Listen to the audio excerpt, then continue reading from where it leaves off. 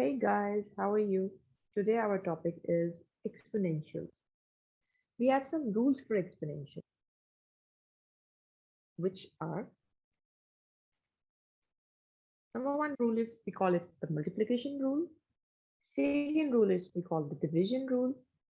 Third rule is power to power rule. Fourth one is the brackets. Fifth one is the exponent of zeros.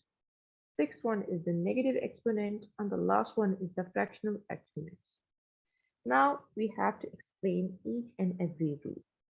So let's see how these rules are to be explained.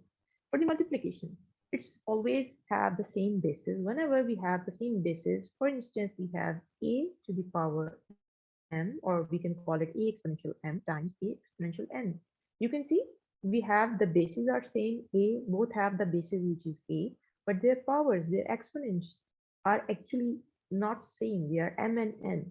But there's a multiplication sign. So whenever there's a multiplication sign between two numbers or between two bases which are same, we can add them.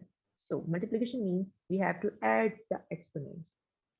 Now coming to the division one, if we have two same bases and their exponents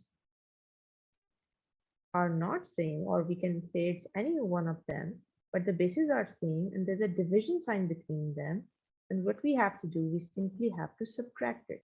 So from division, it means subtraction, and for multiplication, it means addition. Now coming to the third rule, we call it power to power rule. It means whenever we have a number or any variable which is written like this, there's a two powers here, one inside the bracket and other one is the outside. What we're gonna do, we just simply multiply the power with the power. So here I'm gonna multiply my a power mn, means I'm gonna multiply my m with n. It will be amn. My fourth rule is the brackets one.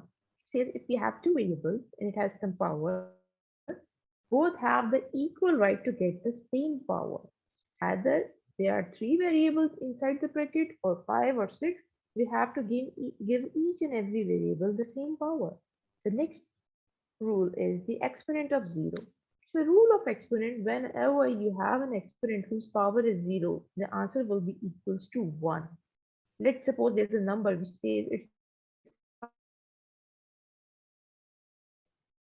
and the power of 5 is 0. We call it it's equal to 1. It's, for example, we have two variables here, x, y. Their power is 0. We can call that they are equal to 1. Now coming to the second last one, it's the negative exponent. Whenever we have an exponent which is in a negative, we have to change into a positive one.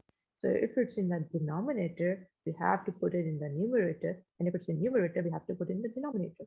Now you can see this a to the exponent negative m, it's numerator, then I have to write in the denominator, and once it's written in the denominator, it will become positive. It can be also like this. If I have my exponent here in numerator, in the denominator, then I will gonna change it into numerator. It will become positive. So once it shifts its place from numerator to denominator, from denominator to numerator, we're gonna change the sign out.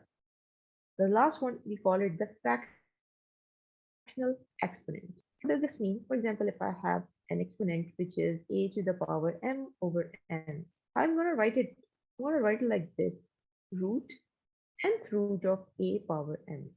So what is in the denominator will come outside, and what's in the numerator will come inside. So that's it for today. We will gonna explain each and every in further lectures. See you soon.